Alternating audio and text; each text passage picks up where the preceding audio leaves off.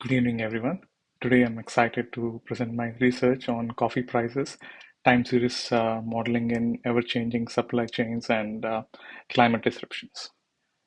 My name is Karthiknag, and this study focuses on applying advanced forecasting models to analyze coffee price fluctuations, given the global importance of coffee as a commodity.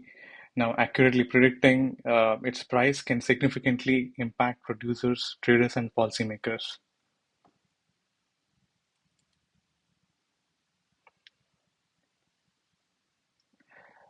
As we progress, we'll go through the introduction, objective, literature review, data selection, uh, exploration, results, conclusion, and finally the future work and recommendations.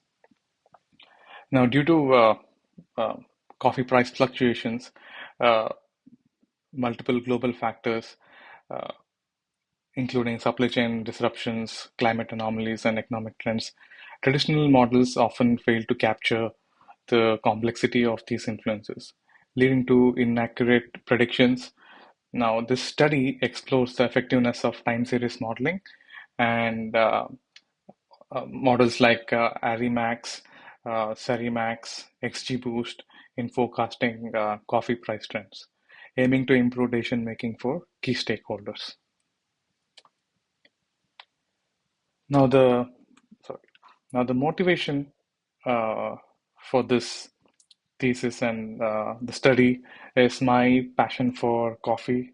I'm sure for many of you as well. Um, uh, I'm a coffee aficionado. I've been following coffee trends for the past 8, 9 years, and also my passion in data science inspired this research. The coffee industry is highly volatile, with prices impacted by climate change, economic shifts, and trade policies.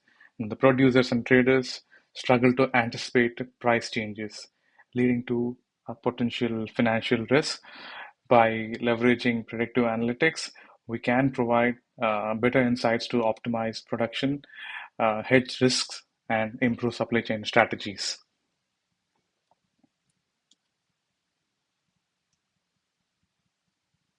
Moving on, the significance or the objective of the study. The study aims to analyze historical coffee price trends and seasonal patterns, compare the forecasting effectiveness of time series models, Arimax, and XGBoost, assess the role of economic, supply chain, and climate factors in coffee price fluctuations.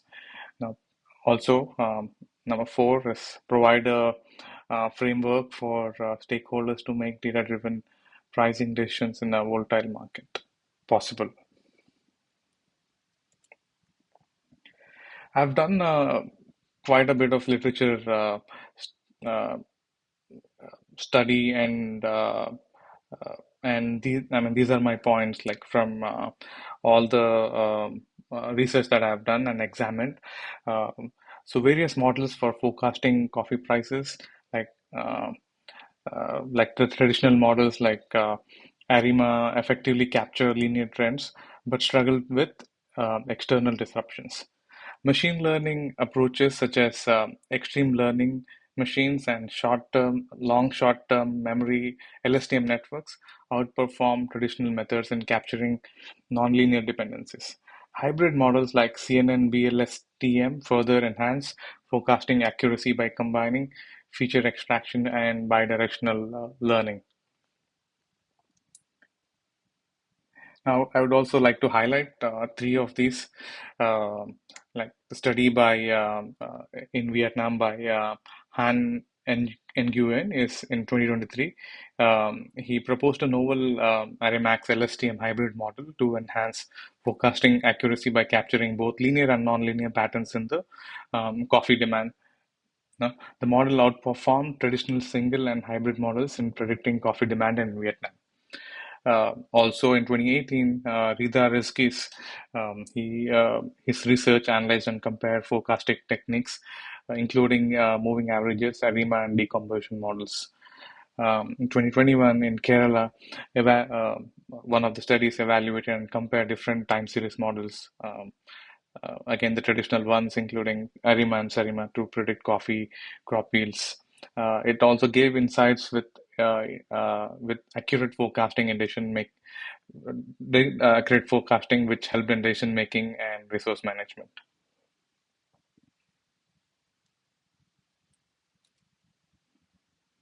Now, the data selection, coming to the data selection, it is quite complex. The array of the data that is available, not available. Um, so, so for this, we leverage historical data on coffee prices, consumer price index, like the coffee production and export source from the World Bank, USDA, and the International Coffee Organization. The data spans from 1970 to 2023, covering supply chain disruptions, climate events, economic fluctuations. I also had to scrape the event for the events. I had to scrape data from some really legit sources such as ICO, their reports, and understand how each year what were the different global supply chain disruptions. Supply chain index was derived using these variables such as shipping costs, trade policies, and labor market conditions. Now, while doing all this prep, um, now,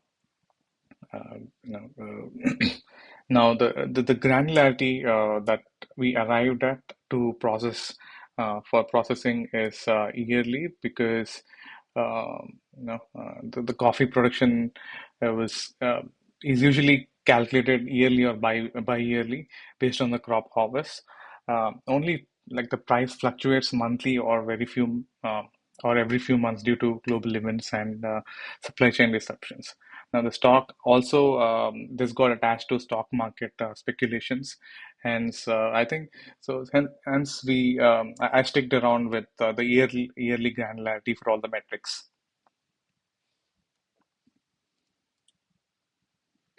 Now, the research methodology.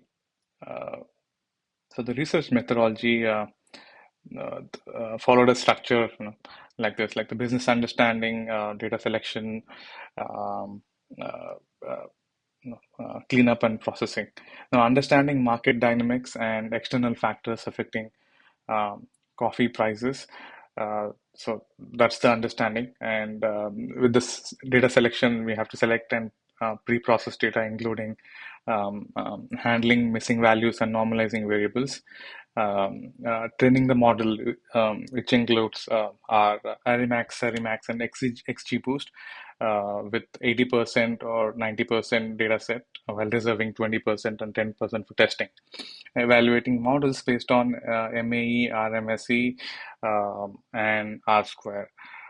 These are the industry standard evaluation metrics that we have. And finally, comparing models to determine the most effective approach for forecasting coffee prices.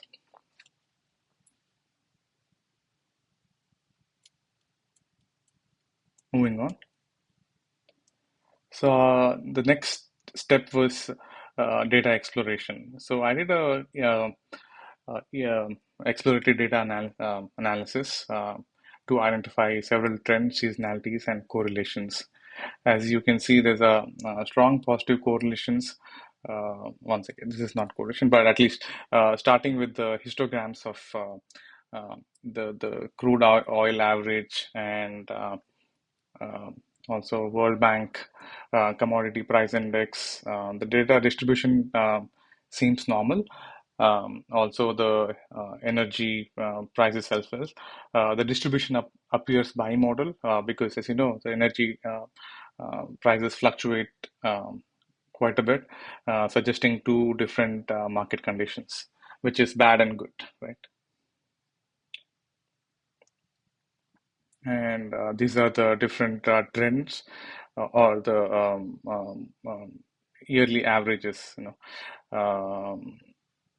yeah, like you see, prices they keep fluctuating, the coffee prices, but the trend is it was really high when you look back. And off late for the last 2 decades, I think it has followed a steady path. The crude oil prices, as you know, it's highly susceptible for the global shocks, suggesting their sharp movements, due to geopolitical aspects. World Bank Commodity Price Index over time, which also exhibits gradual trends with periodic fluctuations. And finally, the coffee production. So it displays a long-term upward trend because of the several improved agricultural practices, um, uh, or the new methods, or the expansion of harvestable land in many of the coffee producing countries. It displays an upward trend, you know, uh, sometimes suggesting there's oversupply of coffee in the global market. And we can see there's a negative correlation between production volume and coffee prices, uh, indicating a supply demand effect. And there is a strong positive correlation between coffee prices and commodity indexes. Yeah, and moving on to further. So when I looked at the the coffee prices, uh, uh, um, it shows a trend. The trend is a long-term upward and downward movement, indicating influence of macroeconomic factors. And then the seasonality component exhibit a recurring pattern, suggesting that coffee prices follow a seasonal cycle, likely repeating annually, because I think they do uh, uh, two harvests in a year, I think, which which the trading organizations and everybody they plan accordingly. So overall, the analysis confirms that the seasonality plays a role in the coffee price movements, making it an essential factor in the forecasting. And let's move on to the time series modeling, starting with Arimax. Arimax, after trying different um, uh, variables, I came down to Arimax 212. This was implemented to capture the influence of external factors and on coffee prices. Now, my key insights have been past coffee prices and economic indicators are strong predictors of price changes. Whether anomalies had lesser impact, maybe that's because I haven't really captured everything that is has to do with the weather. For example, rainfall. Uh, I think we should take a closer look at the weather data to understand the anomalies in weather. And then finally, the model performance. If you look at the RMSE root mean square error is 0.737 and MAE is 0.425. While Arimax provides valuable insights, its predictive accuracy is slightly lower than Cerimax and XGBoost. Let's see. Now we're looking at the forecasting model results for Cerimax. Uh, Yeah. So I've tried the Cerimax 111, 1115, which is the 5-year period. So this effectively captured seasonal patterns, which we spoke about. A clear 5-year cycle was identified in the coffee price fluctuations. Cerimax performed well in detecting historical trends, but struggled with external shocks. The model performance is RMSE of 0.465 and MAE of 0.374. So, and Cerimax remains the best model for detecting periodic trends, but it is limited in adapting to sudden disruptions.